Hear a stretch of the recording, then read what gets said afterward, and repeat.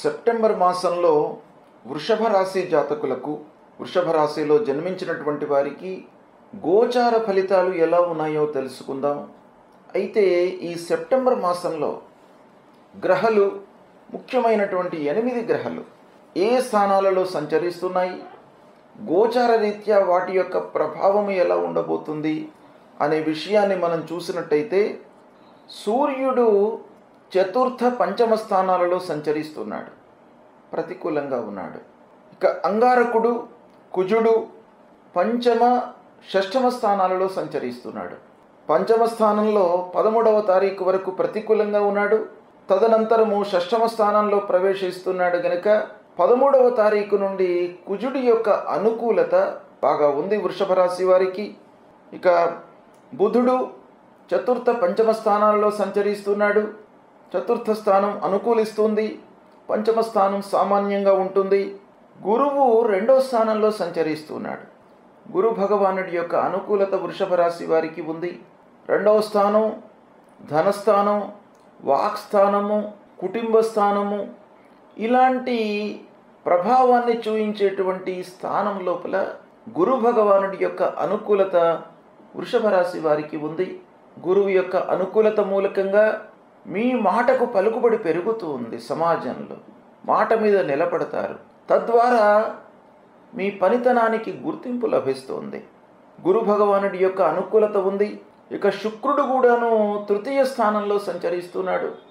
శుక్రుడు లగ్నాధిపతి వృషభ రాశి వారికి, రాస్యాధిపతి యొక్క గోచార అనుకూలత బాగా కలిసి వస్తుంది. ఇక శని ఏకాదశ స్థానంలో ఉన్నాడు. శని కూడాను గోచార రీత్యా ఏకాదశ స్థానంలో అనుకూలమైనటువంటి ఫలితాలను ఇవ్వబోతున్నాడు.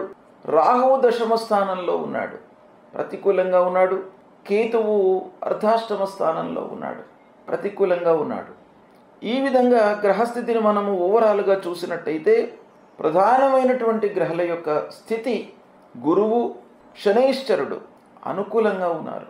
రాహు కేతువులు ప్రతికూలంగా ఉన్నప్పటికీ గురు శనుల యొక్క ప్రభావము చాలా ఉంటుంది.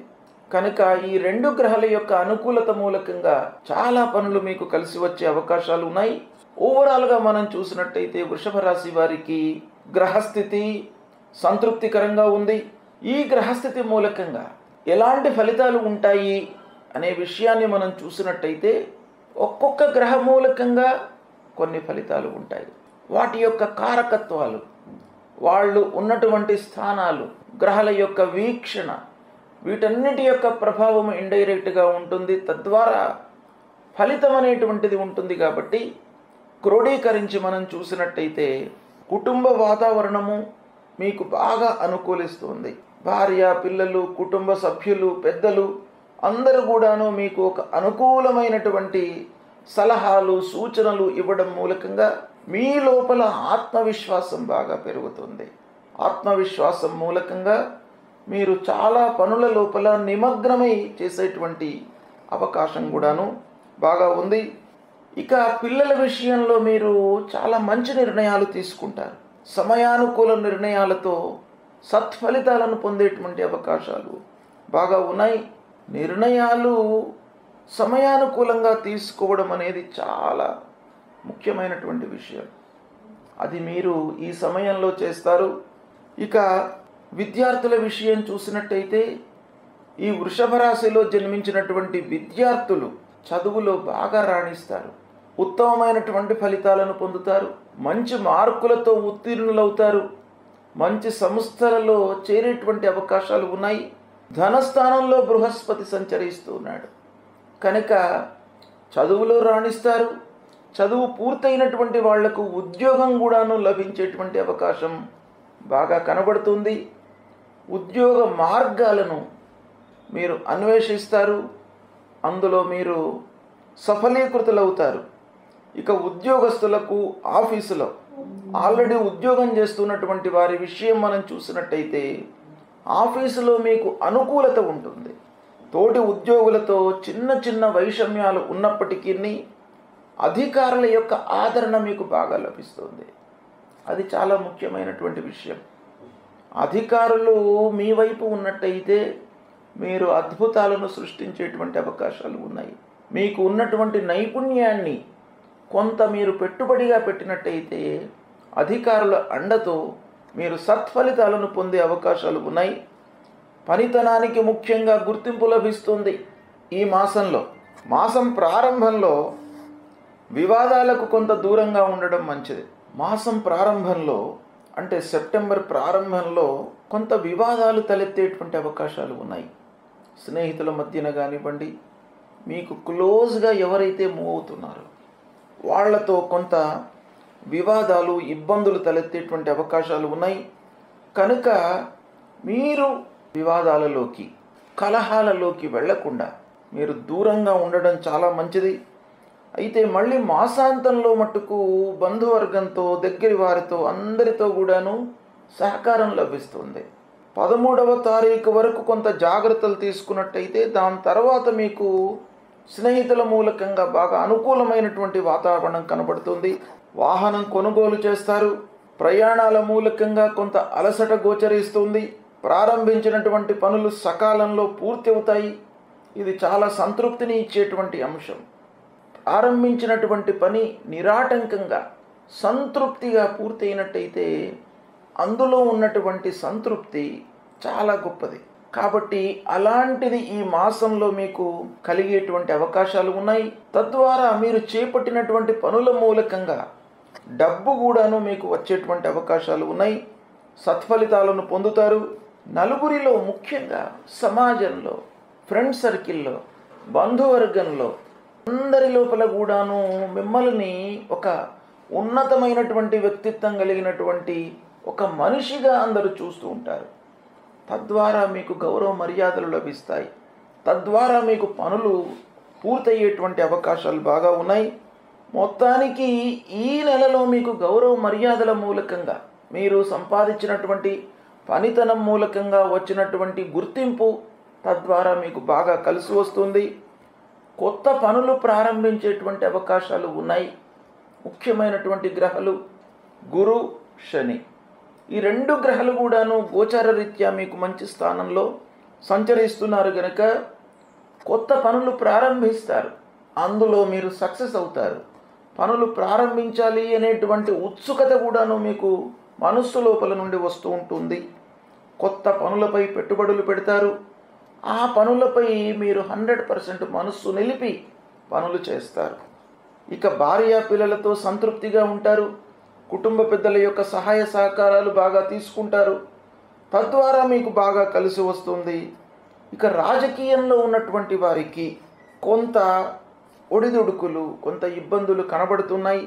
కనుక రాజకీయంలో ఉన్నటువంటి వాళ్ళు ముఖ్యంగా ఈ మాసంలో కొంత జాగ్రత్తగా స్టెప్స్ తీసుకోవాలి. దగ్గరి వాళ్ళు, కార్యకర్తలు కానివ్వండి, మీడియేటర్స్ కానివ్వండి, వాళ్లను గుడ్డిగా నమ్మకుండా మీరు పూర్వాపరాలను ఆలోచించి స్టెప్స్ తీసుకోవడం చాలా ముఖ్యం. ఇక రాజకీయ పనులు కొంతవరకు ఆటంకాలతో పూర్తి అవుతాయి. ఏది ఏమైనప్పటికీ ఈ వృషభ రాశిలో జన్మించినటువంటి వారికి సెప్టెంబర్ మాసం బాగా కలిసి వస్తుంది. దీన్ని మీరు సద్వినియోగపరుచుకున్నట్టయితే ఈ మాసంలో అందరూ కూడాను, అన్ని రంగాలలో ఉన్నటువంటి వాళ్ళు కూడాను, వ్యాపారస్తులు, ఉద్యోగస్తులు, మీడియా రంగంలో ఉన్నటువంటి వాళ్ళు, సాహిత్యవేత్తలు, పత్రికా రంగంలో ఉన్నటువంటి వాళ్ళు అందరికీ కూడాను బాగా కలిసి వచ్చేటువంటి మాసం కనుక దీన్ని ఉపయోగించుకోండి. సత్ఫలితాలను పొందండి. గ్రహస్థితి ప్రతికూలంగా ఉన్నప్పుడు మనము కొన్ని పరిహారాలను చేసుకోవడము చాలా మంచిది.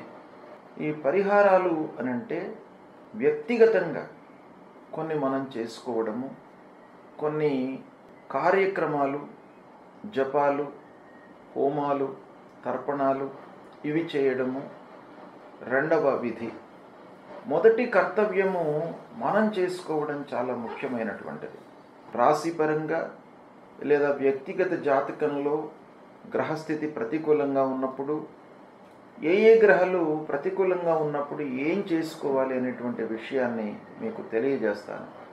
సూర్యుడు ప్రతికూలంగా ఉన్నప్పుడు అంటే రాశి పరంగా, మనము జన్మించినటువంటి రాశి పరంగా సూర్య భగవానుడు 1, 2, 4, 5, 7, 8, 9, 12 ఈ స్థానాలలో సంచరిస్తున్నప్పుడు సాధారణంగా మనకు సూర్యుడికి సంబంధించినటువంటి ఫలితాలు ప్రతికూలంగా ఉంటాయి. కనుక ఆ సూర్య భగవానుణ్ణి ప్రీతి చేసుకోవడానికి, సూర్యుడి మూలకంగా కలిగేటువంటి ఫలితాలను నిర్వీర్యం కావడానికి, అనుకూలంగా మనం మోల్డ్ చేసుకోవడానికి ఏం చేయాలి? సూర్యుడికి సంబంధించినటువంటి మూలమంత్రాన్ని మీరు నిత్యం పఠించడము, శివాభిషేకం చేయడము. శివుడు ఐశ్వర్యకారకుడు, అన్ని విధాలుగా మనను కాపాడేటువంటి భగవంతుడు. ఆ పరమశివుడు గనక ఆరోగ్యాన్ని ఇచ్చేటువంటి వాడు, ఆయుర్దాయాన్ని ఇచ్చేటువంటి వాడు, ఐశ్వర్యాన్ని ఇచ్చేటువంటి వాడు, అన్ని రకాలుగా మనను కాపాడేటువంటి భగవానుడు ఆ పరమశివుడు గనుక ఆ పరమశివుణ్ణి మీరు ప్రతినిత్యము గుడికి వెళ్ళడము, అభిషేకము చేసుకోవడము, బిల్వదళము సమర్పించి ఆ భగవంతుణ్ణి వేడుకోవడము, ఇది ప్రధానంగా మీరు చేసుకోవలసింది. ఎర్రని పూలతో మీరు పూజ చేయండి, సూర్య నమస్కారాలు చేయండి. సూర్య భగవానుడికి అత్యంత ప్రీతికరమైనటువంటిది నమస్కారం. నమస్కార ప్రియో భాను అన్నారు. కాబట్టి కేవలము సూర్యుడికి నమస్కారం చేయడం మూలకంగానే మీకు అనుగ్రహాన్ని ఇస్తాడు. అంటే ద్వాదశాదిత్య రూపంలో ఉన్నటువంటి ప్రతి మాసంలో ఒక్కొక్క పేరుతో ఆ సూర్య భగవానుడు మనకు అనుగ్రహాన్ని ఇస్తాడు. కనుక సూర్యుడిని ప్రీతి చేసుకోవడానికై మీరు 12 మార్లు సూర్య నమస్కారం చేయండి. సూర్య నమస్కారం చేసినప్పుడల్లా భూమికి కూడాను నమస్కారం చేసుకోండి. ఇలా సూర్య నమస్కారం చేసుకోవడము, తర్వాత మాణిక్యాన్ని ధరించండి. సూర్యుడు ప్రతికూలంగా ఉన్నప్పుడు కెంపు అంటారు, మాణిక్యం, రూబీ. ఈ రూబీని ధరించినట్టయితే మీకు ఆ సూర్యుడి మూలకంగా కలిగేటువంటి దుష్ప్రభావము తగ్గుతుంది. అంతేకాకుండా జపము, ఆ మూల మంత్రము ఉంటుంది. జపా కుసుమ సంకాశం కాశ్యపేయం మహద్యుతిం తమోరిం సర్వపాపఘ్నం ప్రణతోస్మి దివాకరం అనేటువంటి మూలమంత్రాన్ని ప్రతినిత్యం కూడాను చదువుకోండి. సరే, ఇవన్నీ చేయడానికి మనకు సమయం లేదు అని అనుకుంటే కేవలము మీరు స్నానం చేసిన తర్వాత కొద్దిగా ఎండలోకి వచ్చి 2 నిమిషాలు ఎండలో నిలబడి సూర్య భగవానుడికి నమస్కారం చేసుకోండి. మీకు అన్నీ కూడాను అనుకూలత, అనుగ్రహాన్ని మీకు ఇస్తాడు. కనుక ఈ విధంగా సూర్యుడిని ప్రీతి చేసుకోండి. తర్వాత 2వ గ్రహము అంగారకుడు. అంగారకుడు చాలా విషయాలలో మనకు అనుకూల ప్రతికూలతను ఇస్తూ ఉంటాడు. కనుక అంగారకుడికి కూడాను మనం పరిహారం చేసుకోవడం చాలా ముఖ్యమైన విషయం. అంగారకుడు అనంటే కుజుడు. ఆ కుజుడు ప్రతికూలంగా ఉన్నప్పుడు మనం ఏం చేయాలి? ఏ స్థానాలలో ప్రతికూలతను ఇస్తాడు అనంటే 1, 2, 4, 5, 7, 8, 9, 12 స్థానాల్లో సంచరిస్తున్నప్పుడు ప్రతికూలమైనటువంటి ఫలితాలను ఇస్తాడు. అంగారకుడి ప్రీత్యర్థమై మూలమంత్రాన్ని జపించడము, సుబ్రహ్మణ్య స్వామిని ఆరాధించడము. సుబ్రహ్మణ్య స్వామి దేవాలయానికి వెళ్ళండి. సుబ్రహ్మణ్య స్వామి దేవతల యొక్క సైన్యానికి అధిపతి. సుబ్రహ్మణ్య స్వామి చాలా విషయాలకు కారకుడు. కనుక ఆ సుబ్రహ్మణ్య స్వామిని ప్రీతి చేసుకోవడానికై, ఆ కుజ భగవానుని ప్రీతి చేసుకోవడానికై సుబ్రహ్మణ్య స్వామిని వేడుకోండి. సుబ్రహ్మణ్య స్వామి దేవాలయానికి వెళ్ళండి, అభిషేకం చేసుకోండి. మహాకాళి, మహాలక్ష్మి, మహాసరస్వతి అని కూడాను పూజించడం మూలకంగా మీ లోపల ఒక ధైర్య సాహసాలు కలుగుతాయి. తర్వాత కందులను దానంగా ఇవ్వండి, పగడం ధరించండి. ఇవి చేసినట్టయితే అంగారకుడు అంటే కుజుడు మీకు అనుకూలమైనటువంటి ఫలితాలను ఇస్తాడు. ఇక బుధుడు కూడాను చాలా ముఖ్యమైనటువంటి గ్రహం. బుధుడు అనుకూలంగా ఉన్నట్టయితే వ్యాపారము, ఆలోచన విధానము, సమయస్ఫూర్తి, అనుకూలమైనటువంటి నిర్ణయాలు తీసుకోవడము, ఫ్లాష్ ఐడియాస్కి కూడాను మనకు బుధుడు కారకుడు. కాబట్టి బుధుడి యొక్క అనుకూలత చాలా ఉండాలి. కనుక బుధుడు ప్రతికూలంగా ఉన్నప్పుడు మనము మూలమంత్రాన్ని జపించడము లేదా విష్ణువును పూజించడము, ఆ శ్రీమన్నారాయణుణ్ణి పూజించడం మూలకంగా మీ లోపల స్థిరత్వం కలుగుతుంది. సమయానుకూలంగా మీరు నిర్ణయాలు తీసుకోగలుగుతారు. మీ లోపల ఆ సమస్యకు సంబంధించినటువంటి పరిష్కార మార్గాన్ని ఆ భగవంతుడు మీకు ఇస్తాడు.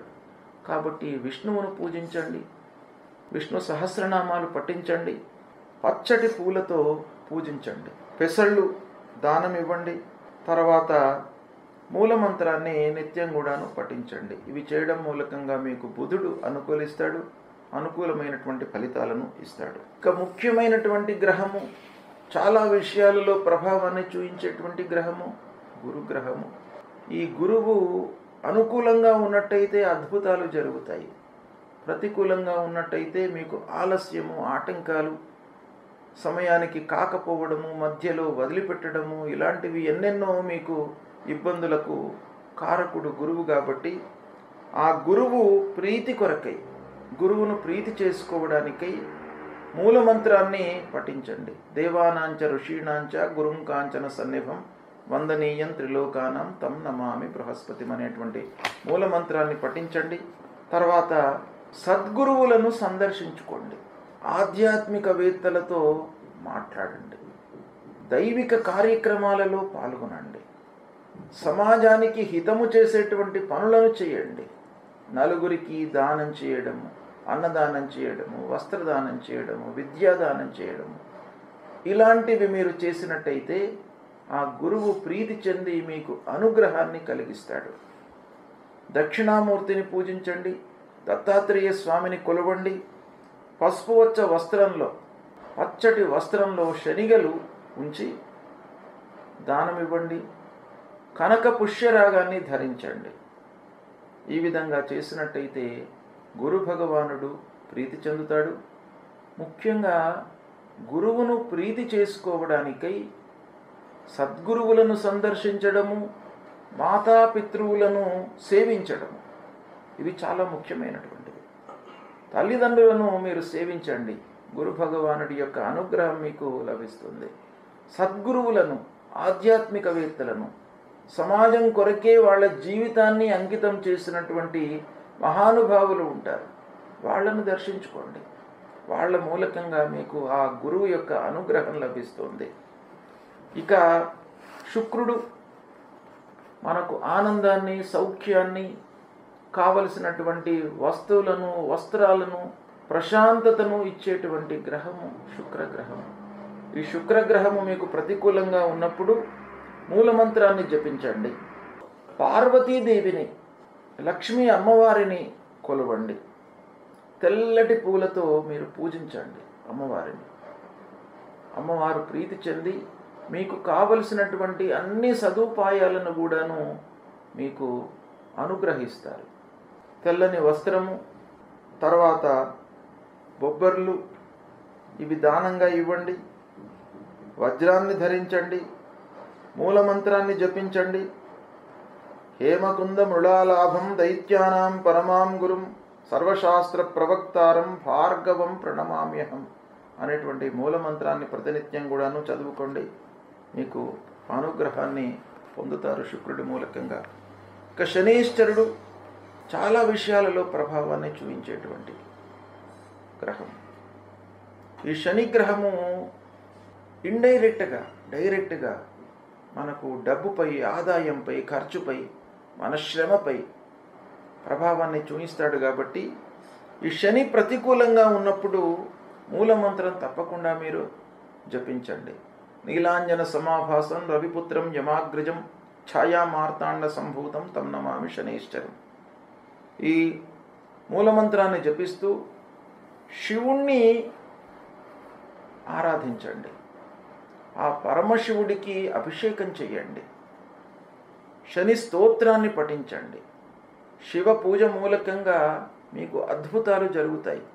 ఆ శివుణ్ణి నమ్ముకొని ప్రతినిత్యం కూడాను దైవారాధన చేస్తూ శివాలయానికి వెళుతూ ఆ శంకరుడిపై ఒక బిల్వదళాన్ని ఉంచి మీరు నమస్కారం చేసుకున్నట్టయితే మహదానంద పరవశుడైనటువంటి ఆ శంకరుడు మిమ్మల్ని అనుగ్రహిస్తాడు.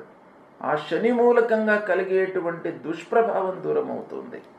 ఆంజనేయ స్వామిని కూడాను కొలవండి. భయము, ఆందోళన ఇవి లేకుండా మిమ్మల్ని కాపాడుతాడు. నల్లటి వస్త్రము, నల్లని నువ్వులను దానంగా ఇవ్వండి. ఇంద్రనీలాన్ని ధరించండి. ఇవి చేయడం మూలకంగా శని యొక్క ప్రభావం తగ్గుతుంది. రాహువు ప్రతికూలంగా ఉన్నప్పుడు మనము ఏమి చేసుకోవాలి అనేటువంటి విషయాన్ని మనం చూసినట్టయితే, రాహువు గోచార రీత్యా 3, 6, 11 స్థానాలలో శుభ ఫలితాలను ఇస్తాడు. మిగతా అన్ని స్థానాలలోనూ ప్రతికూలమైనటువంటి ఫలితాలు ఇస్తాడు. అంటే రాహువు ఇచ్చేటువంటి ప్రతికూల స్థానాలు 1, 2, 4, 5, 7, 9, 10, 12. ఈ స్థానాలలో రాహు సంచరిస్తున్నప్పుడు మనకు గోచార రీత్యా ప్రతికూలమైనటువంటి ఫలితాలను ఇస్తాడు గనక రాహు ప్రీత్యర్థమై, రాహు యొక్క అనుగ్రహం కొరకై మూలమంత్రాన్ని మనం పఠించడము, జపించడము. రాహు మూలమంత్రం అర్ధకాయం మహావీర్యం చంద్రాదిత్య విమర్ధనం సింహికా గర్భసంభూతం తం రాహుం ప్రణమామ్యహం. ఈ మూలమంత్రాన్ని ప్రతినిత్యం కూడాను జపించడము. దుర్గామాతను పూజించడం. దుర్గాదేవి మహాకాళి, మహాలక్ష్మి, మహాసరస్వతి స్వరూపిణి అయినటువంటి ఆ దుర్గామాతను పూజించడం మూలకంగా కూడాను మనకు రాహు యొక్క ప్రతికూలత తగ్గుతుంది. ఇక మినుములు దానంగా ఇవ్వడం, గోమేధికాన్ని ధరించడము, ఇవి చేసినట్టయితే రాహు మూలకంగా కలిగేటువంటి దుష్ప్రభావము తగ్గి మంచి ఫలితాలను పొందేటువంటి అవకాశము ఉంటుంది. కాబట్టి ఇవి దానము, పారాయణము, జపము, దానము ఇవి ఇవ్వడం మూలకంగా మనకు మంచి జరుగుతుంది కనుక ముందుగా మీరు చేయవలసినటువంటిది అమ్మవారిని ప్రతినిత్యం కూడాను దర్శనం చేసుకోండి. అమ్మవారిని దర్శనం చేసుకున్నట్టయితే దుర్గే స్మృత హరతి భీతిమశేష జంతో స్వస్థై స్మృత మతిమతీవ శుభాం దదాతి అని అన్నారు. కాబట్టి దుర్గాదేవిని మీరు దర్శించడం మూలకంగానే మీ లోపల ఉన్నటువంటి భయాలు, ఆందోళనలు, మానసిక వికలత ఇవన్నీ కూడాను దూరమైపోతాయి. కనుక అమ్మవారిని ప్రతినిత్యం కూడాను దర్శించండి, పూజించండి. ఇక కేతువు ప్రతికూలంగా ఉన్నప్పుడు కేతువు కూడాను 1, 2, 4, 5, 7, 9, 10, 12 స్థానాలలో సంచరిస్తున్నప్పుడు ప్రతికూలమైనటువంటి ఫలితాలను ఇస్తాడు. కనుక కేతు ప్రీత్యర్థమై జపము అంటే మూలమంత్ర జపము చేయడము. హలాష పుష్ప సంకాశం తారక గ్రహమస్తకం రౌద్రం రుద్రాత్మకం ఘోరం తం కేతుం ప్రణమామ్యహం అనేటువంటి మూలమంత్రాన్ని ప్రతినిత్యం కూడాను చదువుకోవడము. గణపతిని పూజించడము. కేతువుకు సంబంధించినటువంటి అధిష్టాన దేవత గణపతి, విఘ్నాధిపతి. మనకు విఘ్నాలు రాకుండా మన జ్ఞానము సన్మార్గంలో ప్రయాణించేటట్టుగా మంచి ఆలోచనలు రావడానికి, సమయస్ఫూర్తితో మనము నిర్ణయాలు తీసుకోవడానికి గణపతి ఆరాధన అనేటువంటిది చాలా ముఖ్యమైనటువంటిది. ఈ గణపతిని ఆరాధించినట్టయితే, గణపతిని పూజించినట్టయితే మీకు తప్పకుండా ఈ కేతు మూలకంగా కలిగేటువంటి దుష్ప్రభావము తగ్గుతుంది. ఉలవలు దానంగా ఇవ్వండి, వైడూర్యాన్ని ధరించండి. ఇవి చేయలేనటువంటి వాళ్ళు కేతువుకు సంబంధించినటువంటి స్తోత్రం ఉంటుంది. ఆ స్తోత్రము ప్రతినిత్యం కూడాను మీరు పఠించినా కూడాను మీకు కేతువు మూలకంగా కలిగేటువంటి దుష్ప్రభావం దూరం అవుతుంది, అనుకూల ఫలితాలు ఉంటాయి. ఈ విధంగా ఈ గ్రహాలకు చెప్పబడినటువంటి పూజలు, దానాదులు, నవరత్నాలు ధరించడము వీటి మూలకంగా మీకు అనుగ్రహం లభిస్తుంది. ముందు దేవతా అనుగ్రహం కొరకై దేవాలయానికి వెళ్ళండి, సద్గురువులను దర్శించుకోండి. ఇవి దర్శించుకున్నట్టయితే మీకు ఈ దుష్ప్రభావం దూరం అవుతుంది, మంచి ఫలితాలు కలుగుతాయి. సెప్టెంబర్ మాసంలో ముఖ్యమైనటువంటి పండుగల గురించి తెలియజేస్తాను. 1 సెప్టెంబర్ సోమవారం అదుఃఖ నవమి. అంటే ఈ నవమి రోజున నందాదేవిని పూజించడం మూలకంగా అంటే సంతోషాన్ని మనకు ఇచ్చేటువంటి అమ్మవారు నందాదేవి. ఈ నందాదేవిని పూజించడం మూలకంగా మనకు జీవితంలో దుఃఖాలు మన దరి చేరకుండా ఉంటాయి అనేటువంటిది శాస్త్రం చెప్తుంది. కనుక అందరూ కూడాను నందాదేవిని పూజించడం మూలకంగా సుఖ సంతోషాలు మీ జీవితంలో కలుగుతాయి. కనుక ఈ రోజున అమ్మవారి పూజ చేయండి. ఇక 2వ తారీఖు నాడు మంగళవారం జ్యేష్ఠ గౌరీ విసర్జనం. అంటే జ్యేష్ఠ గౌరీని మనము ఆవాహన చేసి పూజించి ఈ రోజున విసర్జన చేయడం జరుగుతుంది. లక్ష్మీ జ్యేష్ఠ వీళ్ళిద్దరు కూడాను మన సాంప్రదాయం ప్రకారంగా, హిందూ సాంప్రదాయం ప్రకారంగా ఒకరు మనకు ధనాన్ని, కావలసినటువంటి స్థితిగతులను ఇచ్చేటువంటి వాళ్ళు, ఒకరు మనకు దుఃఖాన్ని కలిగించేటువంటి వాళ్ళు, కష్టాలను కలిగించేటువంటి వాళ్ళు. ఇద్దరిని కూడాను మనం పూజిస్తాం మన శాస్త్రం ప్రకారంగా. కనుక మహాలక్ష్మి వ్రతారంభము గత మాసంలోనే 31 ఆగస్టు రోజున ప్రారంభమయ్యి 1వ తారీఖున ఈ సెప్టెంబర్ మాసంలో గౌరీదేవిని పూజించడము, జ్యేష్ఠ గౌరీ, జ్యేష్ఠ రూపంలో ఉన్నటువంటి గౌరీదేవిని పూజించడము, 2వ తారీఖు నాడు ఆ గౌరీమాతను, జ్యేష్ఠ రూపంలో ఉన్నటువంటి గౌరీమాతను పూజించి విసర్జించడం. ఇది ఈ 3 రోజుల కార్యక్రమం అన్నమాట. దీని మూలకంగా కూడాను మనకు అనర్థాలు జరగకుండా ఉంటాయి. లక్ష్మి రావడము, వచ్చినటువంటి లక్ష్మి మనకు స్థిరంగా ఉండడానికి ఇది ఈ పూజా విధానము, ఈ ఆరాధన ఉపయోగపడుతుంది. ఇక 3వ తారీఖు బుధవారం సర్వేషాం పరివర్తిని ఏకాదశి. ఈ ఏకాదశి చాతుర్మాస్యాల లోపల వస్తుంది. మనకు భాద్రపద మాసంలో వచ్చేటువంటి ఏకాదశి చాలా పరివర్తనను తీసుకువస్తుంది మన జీవితంలో. కనుకనే ఈ ఏకాదశికి పరివర్తన ఏకాదశి అని మనకు శాస్త్రంలో చెప్పబడి ఉంది. అంటే ఈ ఏకాదశి రోజున ఉపవాసం చేసి ద్వాదశి రోజున పారణ చేసినట్టయితే మనకు మన జీవితం లోపల పరివర్తన జరుగుతుంది. అంటే అంతకు ముందు ఉన్నటువంటి విధానం నుండి ఒక సుఖమయమైనటువంటి జీవిత విధానంలోకి మీరు పరివర్తన చెందడానికి ఈ ఏకాదశి అనేటువంటిది మీకు ఉపయోగపడుతుంది. కనుక దీన్ని మీరు ఆచరించండి. ఇక 4వ తారీఖు గురువారం వామన జయంతి. వామన జయంతి, వామనుడు దశావతారాల లోపల అవతారం. ఈ వామనుణ్ణి పూజించడం మూలకంగా అనర్థాలన్నీ కూడాను దూరమవుతాయి, అత్యాశలకు తావు లేకుండా ఉంటుంది. కాబట్టి ఈ వామనుణ్ణి మనము ఈ రోజున పూజిస్తాం. తర్వాత భువనేశ్వరి మాత యొక్క జయంతి కూడాను ఇదే రోజు అవుతుంది. ఆ భువనేశ్వరి మాత అనుగ్రహం మూలకంగా మనకు అన్ని రకాల సౌకర్యాలు, సుఖాలు జీవితంలో కలుగుతాయి. కనుక ఈ రోజున భువనేశ్వరి మాతను కూడాను పూజిస్తాం.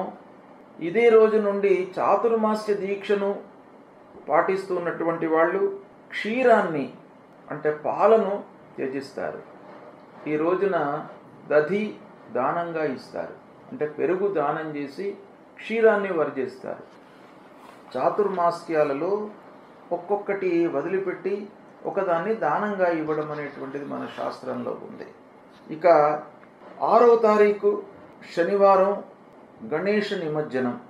అనంత చతుర్దశి రోజున గణేశుణ్ణి మనము నిమజ్జనం చేయడము శాస్త్ర విహితంగా ఉంది. గత నెల 27వ తారీఖు నాడు వినాయక చవితి బుధవారం. ఆ రోజున వినాయకుణ్ణి మనం స్థాపన చేసి షోడశోపచార పూజలు చేసి నైవేద్యము ఉండ్రాళ్ళు సమర్పించి చంద్రోదయం వరకు చంద్రుణ్ణి మనము చూడకుండా, అంటే చంద్ర దర్శన నిషేధము మనకు వినాయక చవితి రోజున ఉంటుంది. రాత్రి 9 వరకు చంద్రుణ్ణి చూడకుండా ఉండాలి, దాని తర్వాత చూడవచ్చును. ఆ లోపల ఒకవేళ చంద్రుణ్ణి మనం చూసినట్టయితే అనవసరమైనటువంటి నిందలకు, విమర్శలకు గురి అవుతారు అనేటువంటిది మనకు శాస్త్రం చెప్తుంది.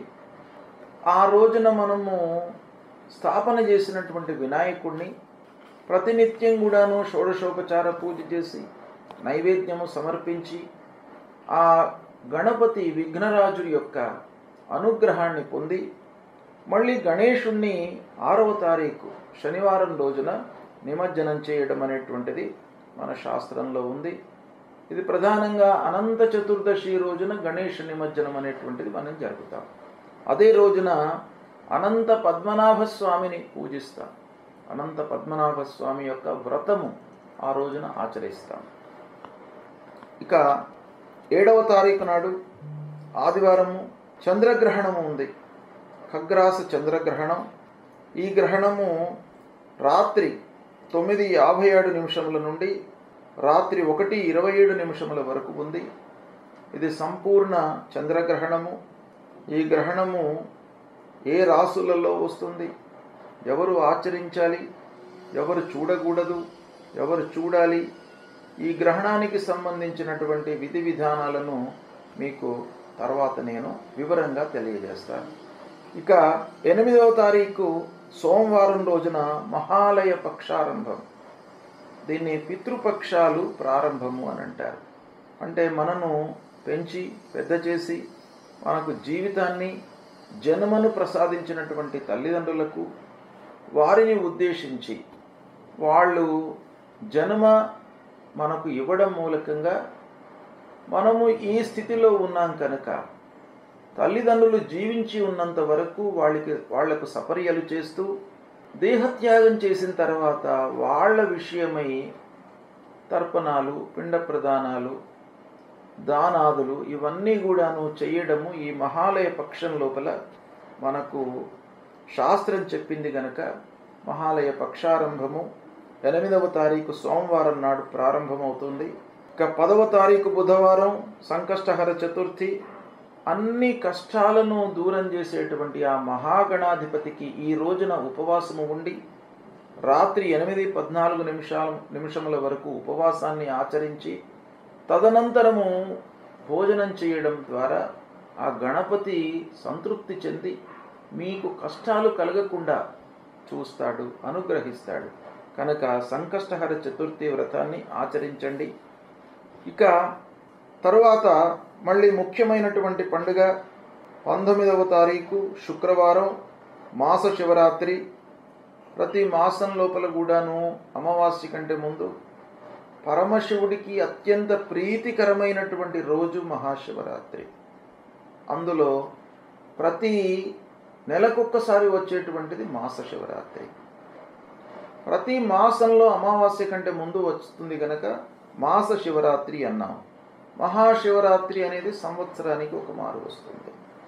అయితే ఈ మాస శివరాత్రి రోజున ప్రదోషకాలం వరకు ఉపవాసం చేసి ప్రదోషకాలంలో శివుడికి ఆ పరమశివుణ్ణి అభిషేకించేసి బిల్వదళము సమర్పించి మనము భోజనం చేసినట్టయితే ఆ పరమశివుడు సంతృప్తి చెంది మనకు ఐశ్వర్యాన్ని ప్రసాదిస్తాడు అనేటువంటి శాస్త్రం చెప్తుంది కనుక ప్రతి మాస శివరాత్రి రోజున మీరు శివాలయానికి వెళ్ళండి, శివుణ్ణి దర్శించుకోండి, వీలైతే అభిషేకం చేయండి, లేదా అభిషేచనం చేసేటువంటి కార్యక్రమంలో పాల్గొనండి, అన్నదానం చేయండి.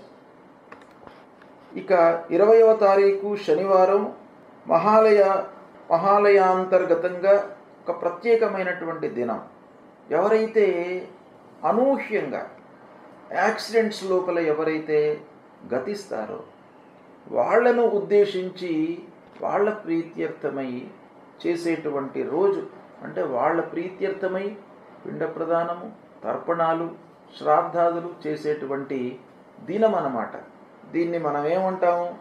విషశస్త్రాదిహత జనానాం మహాలయ. అంటే విషము తీసుకోవడం మూలకంగా సూసైడ్ చేసుకున్నటువంటి వాళ్ళు, లేదా విష ప్రయోగం మూలకంగా గతించినటువంటి వాళ్ళు, శస్త్రాదులకు లోనై గతించినటువంటి వాళ్ళు, యాక్సిడెంట్స్ అయ్యి గతించినటువంటి వాళ్ళు, ఇలా ఊహించకుండా జన్మము అంటే ఆ పుట్టుక, ఆ జీవితము అర్ధాంతరంగా ఎప్పుడైతే ఉంటుందో అలాంటి వాళ్లకు ఈ రోజున మనం పిండ ప్రదానం చేయడం మూలకంగా వాళ్ళ మూలకంగా ఆ కుటుంబానికి హాని కలగకుండా వాళ్ళ యొక్క అనుగ్రహం లభిస్తుంది అని శాస్త్రం చెప్తుంది. ఇక 21వ తారీఖు ఆదివారం సర్వపితృ మహాలయ అమావాస్య. ఇది చాలా ముఖ్యమైనటువంటి దినం.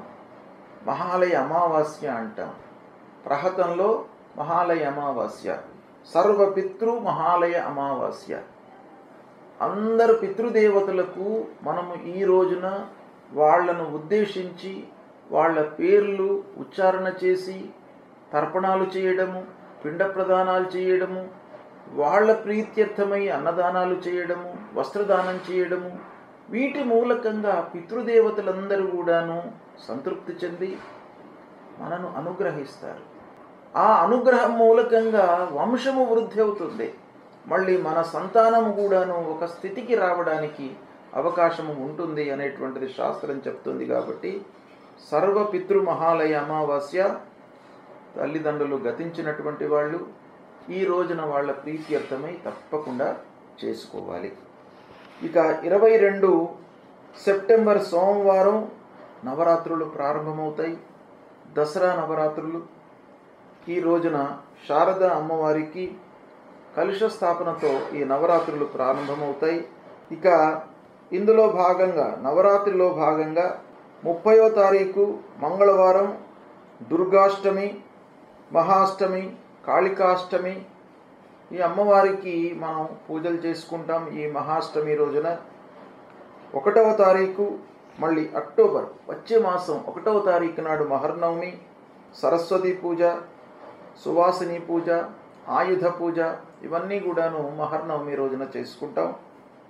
ఇక 2వ తారీఖు విజయదశమి.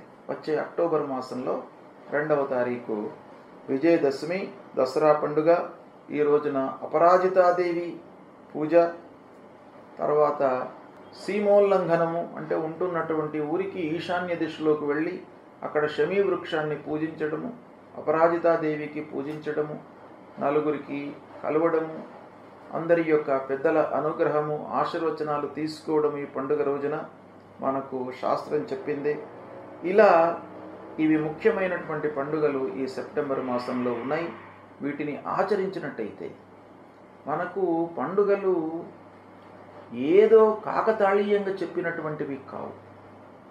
ఋషులు దర్శించి వాటి యొక్క అనుభవాన్ని వాళ్ళు ఆ పండుగల యొక్క అనుభవంలోకి తీసుకొని అవి మానవాళికి మనకు అందించారు. అంటే మానవులందరూ కూడాను ఈ పండుగలు ఆచరించడం మూలకంగా ఒక సుఖమయమైనటువంటి జీవితాన్ని గడపాలి అనేటువంటి ఉద్దేశంతో వాళ్ళు దర్శించి మనకు సూచించినటువంటి పండుగలు. కాబట్టి ఆయా పండుగల లోపల శాస్త్రవిహితంగా ఏ దేవుడికి, ఏ అధిపతికి, ఎవరికి ఎలా చేయాలి అనేటువంటి విషయాన్ని తెలుసుకొని దాన్ని మీరు ఆచరించినట్టయితే మీకు ఉత్తమమైనటువంటి ఫలితాలు కలుగుతాయి. ఏ గ్రహాలు ఏ రాసులలో సంచరించినప్పటికీ, అష్టమ స్థానంలో ఉన్నప్పటికీ, ద్వాదశ స్థానంలో ఉన్నప్పటికీ, ఏ విధంగా ఉన్నప్పటికీ మీరు ఈ పండుగలను విధి విధానంగా ఆచరించి భగవంతుడి యొక్క అనుగ్రహాన్ని తీసుకొని పెద్దల యొక్క ఆశీర్వచనాన్ని పొందినట్టయితే మీకు అన్నీ కూడాను అనుకూలమైనటువంటి ఫలితాలే ఉంటాయి అని మన శాస్త్రం చెప్తుంది. ఇది ఋషి వచనం కాబట్టి ఇది తప్పకుండా మీరు పాటించండి. శుభం.